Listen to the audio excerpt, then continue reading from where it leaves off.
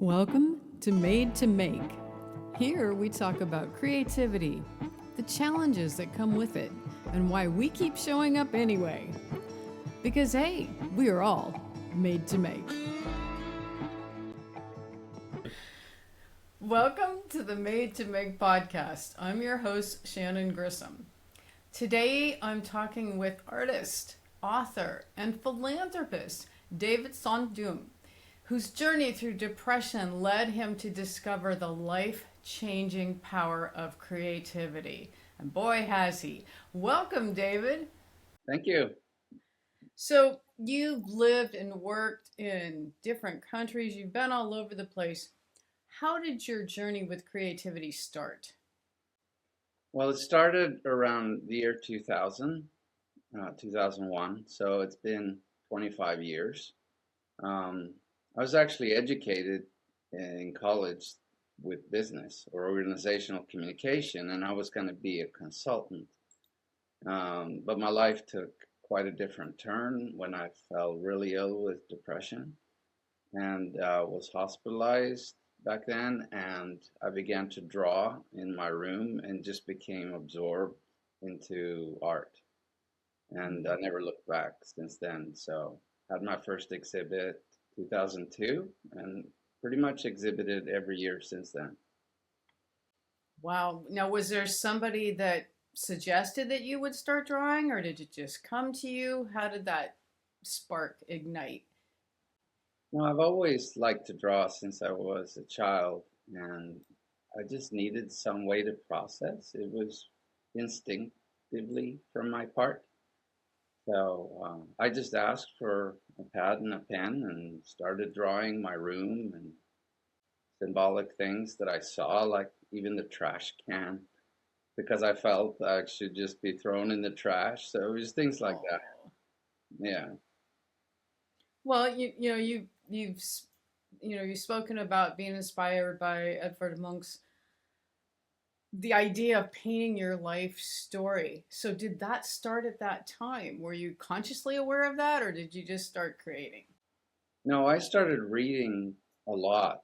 I read Van Gogh's book to his brother, Dear Theo, made a huge impact on me. But Munch's story very early on touched me. And so what you're referring to is something I read, which was that Munch came back from Paris. He was studying Impressionism at the time, felt kind of lost, and he met a Bohemian author in Christiania, it was called, which is now Oslo. And Jaeger said that a true artist should write or paint his life story. Munch said something to the effect that I'll never again paint women who knit and men who read books. I will paint people who suffer and bleed and love. And, you transmit your emotions and your life story into your work. And so that's what I felt I needed to do too. It's great that you were able to just let yourself out. I found myself in the beginning, I was painting. I was learning, so I was trying to make something representational, and I had a teacher tell me you're over blending, you're getting rid of your personality, and so it's great that you are able to just let it all let it all out. So, and speaking of that, I was noticing a pattern in your work. You have a lot of connections in the physical world, and you know a lot of people, you work with a lot of people, and I thought it was really cool. I see a lot of neural pathways in your art. So you have connections. There are lines and webs, and is that on a conscious level, or is that just happening, or am I out there and seeing it that way? I've never thought of it, so I find it kind of fascinating. Do you mean like roots blending together? Yes. It was like when I was looking at your work, I was looking at common denominators.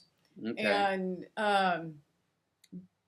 besides the fact that the work is aesthetically beautiful and powerful, I noticed a lot of roots, a lot of grounding, and at the same time, the it's almost like if you seeing neurons and their connections, it Mm. was like that as well. So I felt like you were covering it on all bases, from a grounding perspective to a spiritual side. I mean, just whoosh. Oh, that's so cool. I love that. Um, well, symbolism is important to me. Another artist that really inspired me early on was Chagall. Um, Mm, Symbolism is so interesting. So the symbolism of roots and branches, of course, if you do two trees, and they're close together, that says something. If they're drifting yes. away from each other, says something. If one's leaning over the other, it says something else. So I think about those things a lot. But the work that you're referring to, I really started to do around 2019.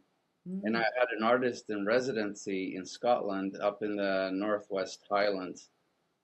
And it was actually a grant or scholarship or stipend or whatever you call it in English, given by the Scottish state. And my assignment was to interpret Scottish landscape with Scandinavian eyes. And mm. there, I had no idea what to do really.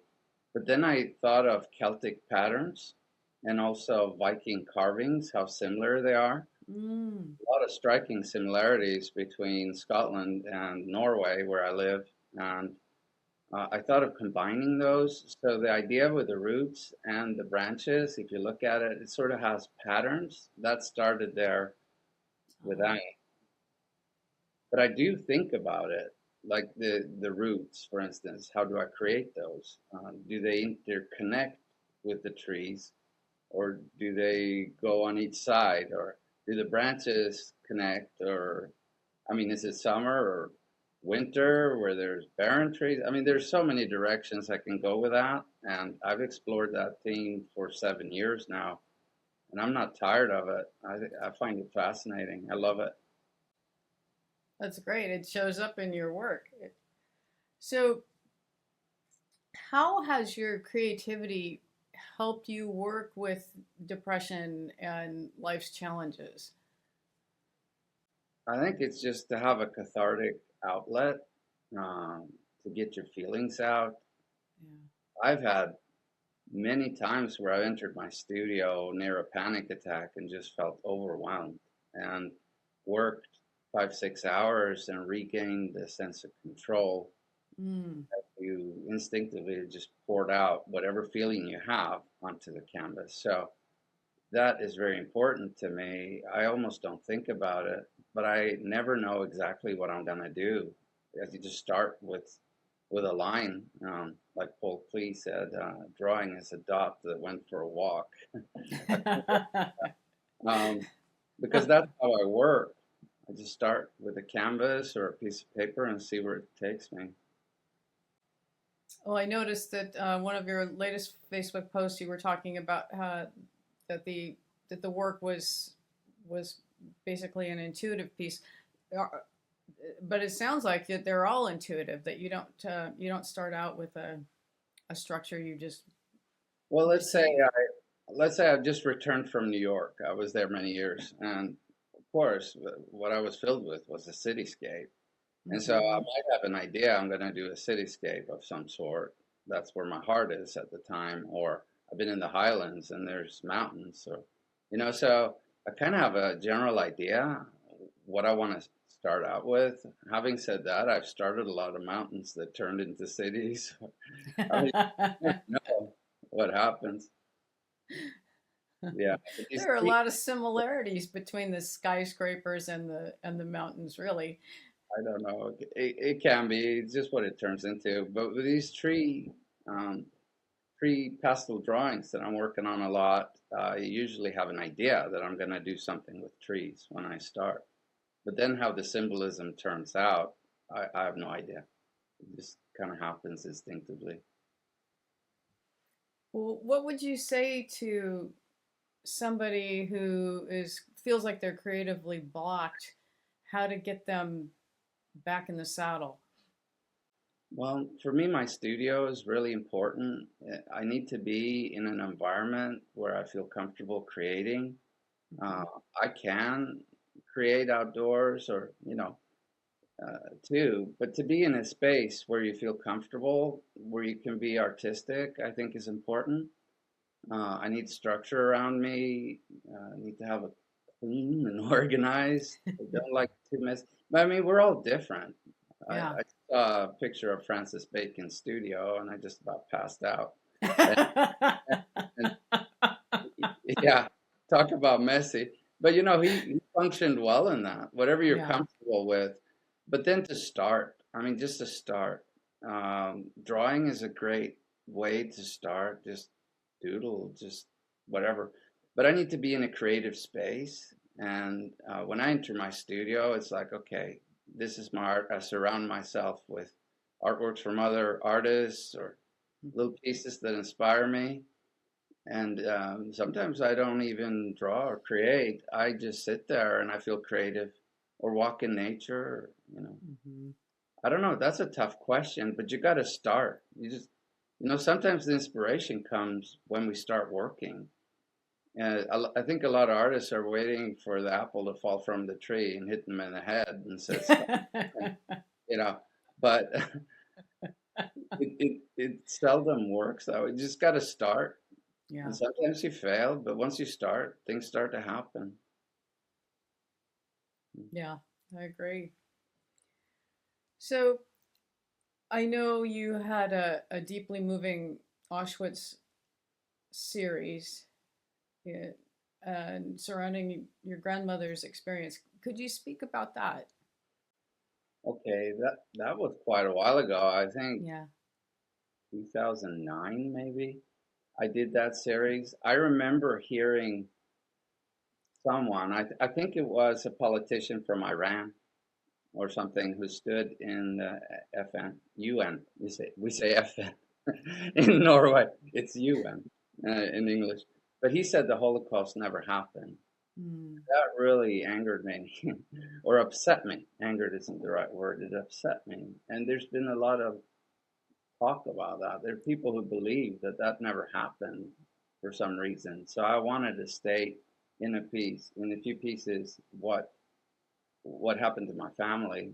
And so I made that series. And one of them ended up at the Jewish Museum in Denver, the Mm. Mitzel Museum. So it was a short kind of project. I think I worked on it 6 months to a year, maybe did three, four large paintings, and then I was kind of done with it. But it was important for me to do. It's good to get it out and raise awareness. Yeah. Well, I know that I first came in contact with you, I believe it was the first year of your Twitter art exhibit. Mm. And to benefit and over the years you've helped countless charities. So please tell everybody about that. Okay, so it started in 2010, and so this one will be number 15. It's going Wow. to be in The Hague. We've been all over the world, Australia, US, um, Scotland, England, many, many places. But it started in my home city of Moss, where my local library needed money for children's books. And so I got this idea. You remember how Twitter was back then. Yeah. We were such a close knit community, Yeah. supporting each other. And here we've been working our own little corners. And all of a sudden, you're talking to artists from India and Japan and all over the world. And you were one of them. So that group is kind of special. But I remember just pitching the idea, let's do something together. We talked about that for a long time. How can we do that? And so I got the idea to send hand painted postcards to my library, and then I had an exhibit, sold them, and raised funds for these children's books. And so then it just grew from there. It was called Twitter Art Exhibit. Now it's called Postcard Art Exhibit, or PA. So yeah, I think my first show there, we had maybe 265 artists from 23 countries, and I thought that was incredible. And this year in the Hague, we have over 1,000 artists from 54 countries. So yeah, it's grown a lot. It has. So, what surprised you about the whole thing, or have you had any surprises? I didn't have any surprises. I just no. I mean, I knew it would work, and I was so excited to see my artist friends that we were just communicating. I mean, online it became so real to hold their little pieces of art in my hands and put it up on the wall. And Yeah. on the wall, there's a label that says the artist's name, their city, and their country, and their social media handle. And to see my people in Moss come and buy cards for my art friends and communicate with them and say, "Hey, I just bought your card." I mean, that was a wonderful experience. It was tons of work, though, I have to say. It Yeah. wasn't an easy Yeah. project. No. So it's really grown. You have help now. Yeah, Yeah. for sure. Yeah, I need help. It, I don't really see it as my project anymore because we're a team doing this together. And that's important to emphasize. I'm the founder, and I'm deeply involved in everything. But we have a strong group of people that are sacrificing so much to make this happen. So I see it as a big team effort these days. That's a great project. So now we're going to take a quick break. Is Made to Make podcast brightening your day like finding unexpected money in your coat pocket? Then help keep the episodes coming. Head on over to wearemadetoMake.com.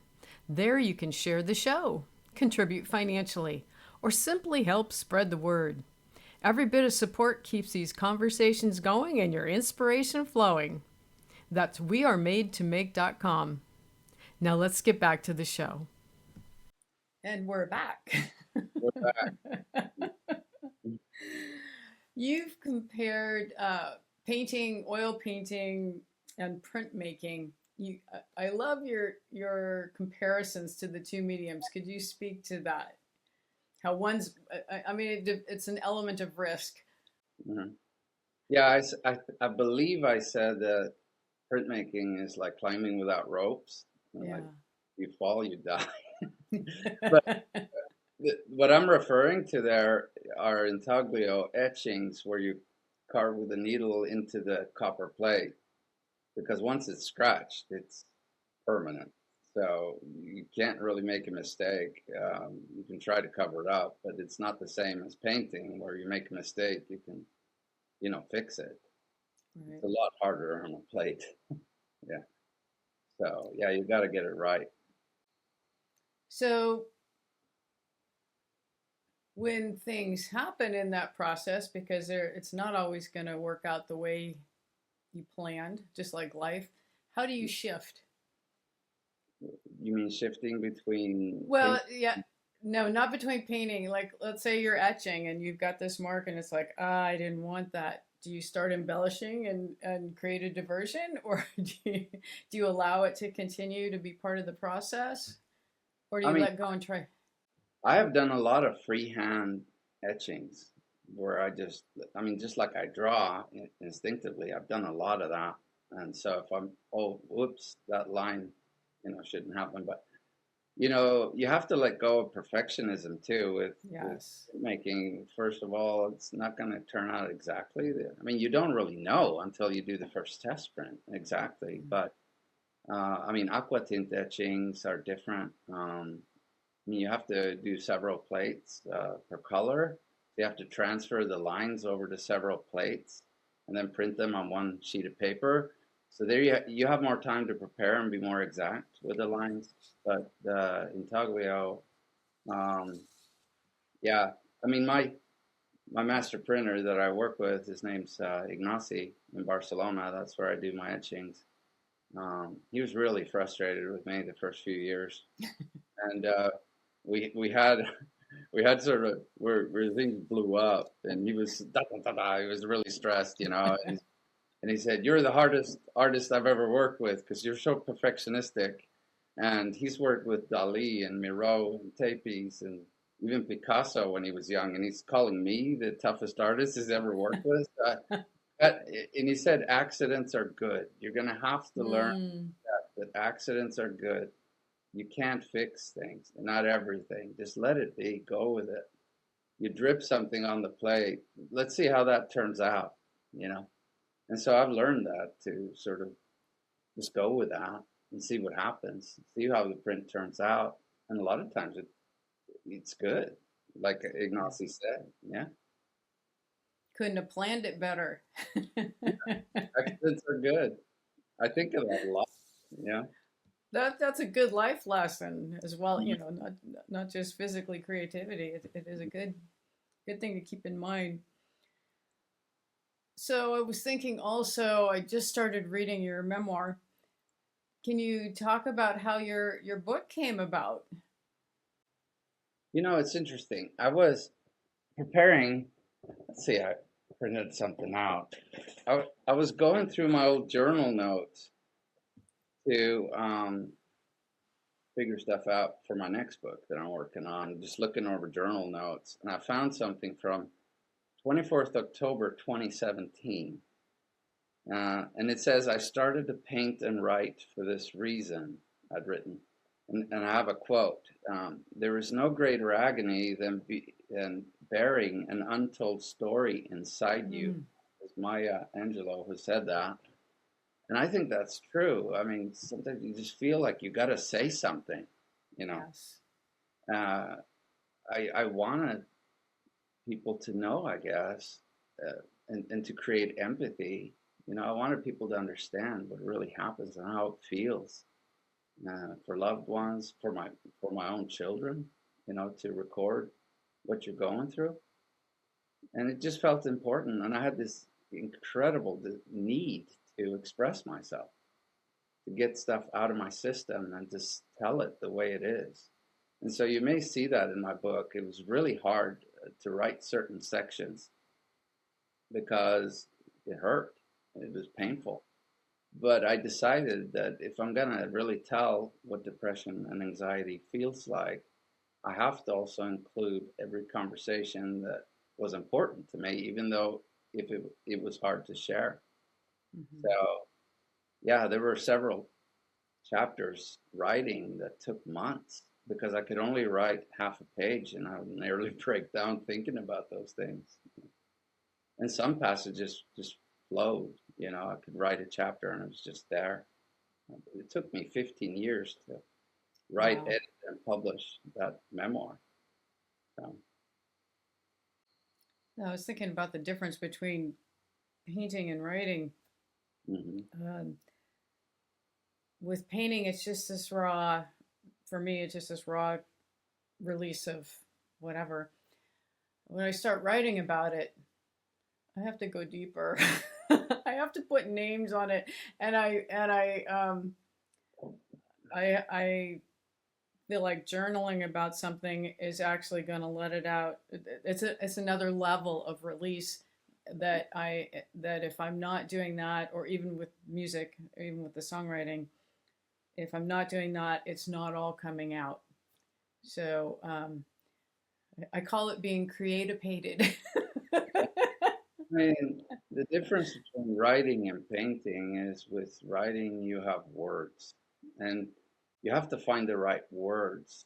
And Mm-hmm. especially me writing in English, which isn't my first language Swedish. I'm Swedish, but live in Norway. So, you know, I would think of a word in my own language and then trying to find the right word in English could be kind of hard because in English you have so many more words to translate to with different versions of the same feeling, you know.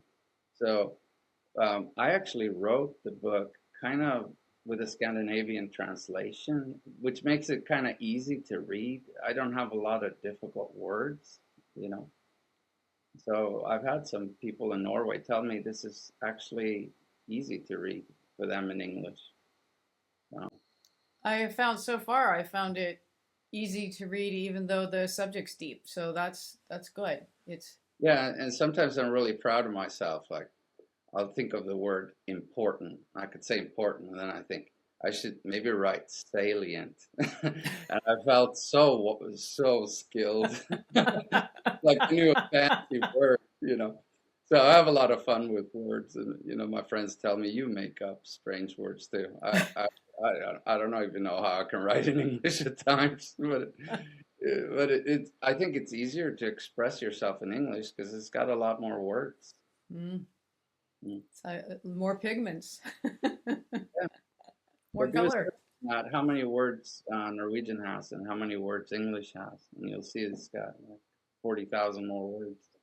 Wow. Something like that. I had no idea. Mm. So, has writing this memoir, putting it into words, has that changed how you've viewed your past, your experience? Has that opened things up? Um, I mean, I'm writing about what happened to me. It doesn't change my experience.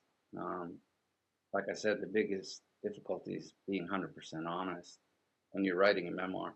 Not to, Mm. I mean, because I think the readers can feel when you're sort of sugarcoating something or not telling the whole truth, Yeah. you know? So yeah, I don't know. What was your question again? I'm trying Well, to I see. was thinking more not in change, not as far as changing what happened, but Mm. your understanding of what has transpired through your life. Do you have a deeper knowledge of yourself or your situation? Of course. I mean, now I look back, you gain wisdom. Uh, at the time, I mean, I was writing as things were happening, and you can see the journal entries ahead of each chapter. And there was a lot of confusion, not understanding a lot of things. That's part of the interesting thing about the book is because I'm writing about things that I'm confused over or that's overwhelming. Or, now 10 years later, I understand a lot of those things better. Or I was in therapy discussing these things when I didn't understand. And part of the book is, reaching conclusions or trying to figure stuff out. Yeah. Yeah, very cathartic. So, can you talk about the next book that's coming? Well, so the first book, I think, is from 1999 to 2010. I can't remember exactly where it ends, but the next book is a continuation. So the first book is about finding art, discovering art, and the second book is where I become an artist. It's about my travels and going to Barcelona and doing prints and going to New York to get prints there and paint in Central Park or whatever. And so it's about being an artist and how to evolve there, and also my life in that time period. I was thinking for someone who is in the middle of a dark place, what's one creative thing they can do to help them shift?